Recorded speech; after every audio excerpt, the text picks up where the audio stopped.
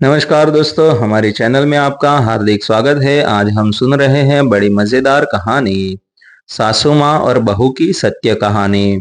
तुम्हें बच्चा पैदा करने की क्या ज़रूरत है? मेरी पत्नी बहुत परेशान थी क्योंकि मैंने आखिरी फैसला सुना दिया था। मैं सोचता था कि बुढ़ापे में मेरे चारों भाई ही हमारी देखभाल कर लेंगे, लेकिन उस रात मेरे सर पर आसमान टूट पड़ा क्योंकि जिस भरोसे पर मैंने जिंदगी का सबसे बड़ा फैसला लिया था, वही भरोसा राख बन चुका था। बात उस दिन से शुरू होती है जब मेरी शादी के बाद घर में सब कुछ बदल गया था। मैं 5 भाइयों में सबसे बड़ा था और एक छोटी बहन भी थी। माँ का देहांत बचपन में ही हो गया था। पिताजी ने हमें बहुत संघर्ष से पाला था। मैंने ही अपने छोटे भाइयों को पढ़ाया, लिखाया और उनकी फीस भरी, शादी तक करवाई। जब मेरी शादी नीलम से हुई तो पिताजी बोले थे, बेटा, अब घर की जिम्मेदारी आधी तुम्हारी पत्नी की भी होगी। नीलम बहुत समझदार, सादगी पसंद और संवेदनशील थी। उसने घर की जिम्मेदारी ऐसे संभाली कि सब कहने लगे, नीलम भाभी के आने से घर में माँ की कमी पूरी हो गई। सच भी यही था। वो 5 बच्चों की तरह ही मेरे चारों भाइयों और एक बहन की देखभाल करती थी। किसी का कपड़ा प्रेस करना, किसी को कॉलेज के लिए टिफिन देना, किसी की फीस भरने के लिए अपने गहने गिरवी रखना, वो सब कुछ करती थी और कभी शिकायत नहीं करती थी। कई बार तो मैं उसे कहता, थोड़ा अपने लिए भी सोच लिया करो। वो मुस्कुरा देती, ये सब मेरे ही तो बच्चे हैं। वक्त बीतता गया, भाइयों की पढ़ाई पूरी हुई, नौकरी लगने लगी। पर उसी वक्त एक दिन नीलम ने धीरे से कहा, सुनो, अब हमारी भी एक अपनी दुनिया होनी चाहिए ना, मतलब बच्चा। मैं थोड़ी देर चुप रहा, फिर बोला, देखो नीलम, इतने सारे बच्चे हैं घर में, 4 देवर और एक ननन, सब तुम्हारे बच्चे जैसे हैं। तुम इन्हें ही अपने बच्चे मान लो, हमारी जरूरत नहीं है। वो बोली, पर ये सब बड़े होकर अपने अपने घर चले जाएंगे, हमारे पास कौन रहेगा?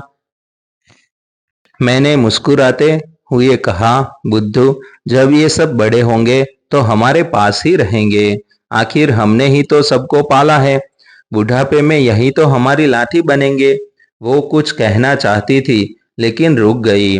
साल दर साल बीतते गए। मैंने भाइयों की शादियां करवाई, बहन का भी अच्छा रिश्ता किया।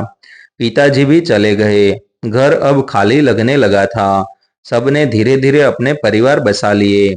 शुरुआत में सब आते जाते रहे, पर कुछ समय बाद आने जाने का सिलसिला भी कम होता गया। नीलम अक्सर खिड़की से बाहर देखती रहती थी।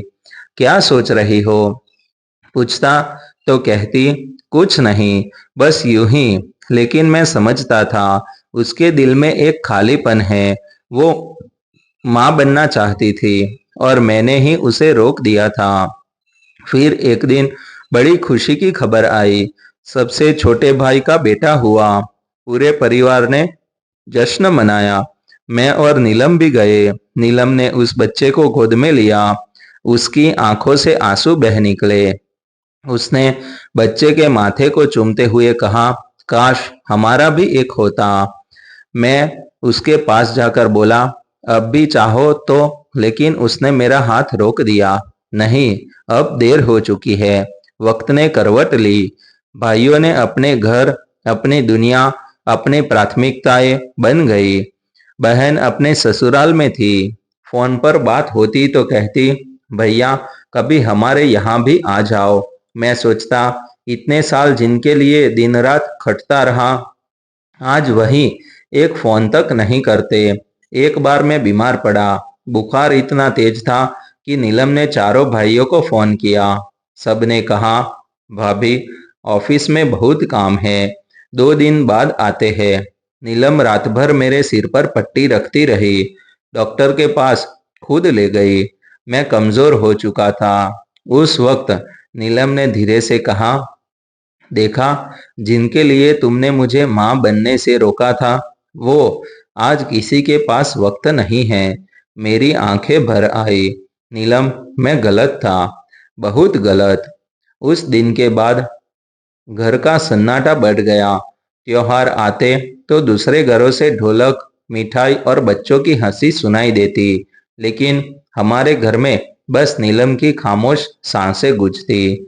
उसने अपने हाथों से पाले हर देवर को फोन किया, भैया बीमार है, अगर मिल सको तो आ जाओ। किसी ने कहा, भाभी बच्चे की परीक्षा है। किसी ने कहा, ऑफिस की मीटिंग है। कोई नहीं आया।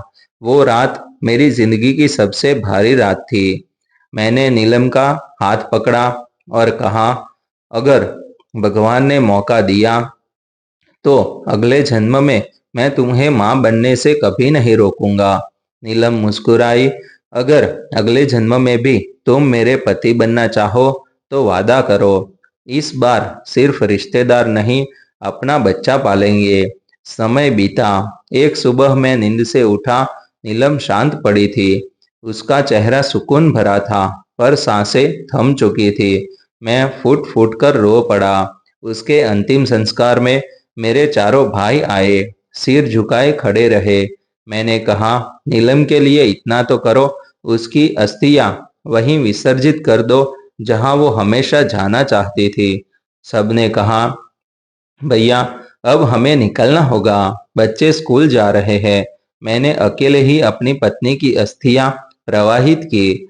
उस पल मुझे एहसास हुआ, मैंने रिश्ते निभाने में अपनी जिंदगी खो दी, पर वो रिश्ते मेरे लिए एक पल को भी नहीं रुके। अब इस घर की दीवारें नीलम की तस्वीरों से भरी हैं। रोज सुबह मैं उसकी फोटो से कहता हूँ, तुम सही थी नीलम, अपना बच्चा होता तो शायद ये सन्नाटा न होता।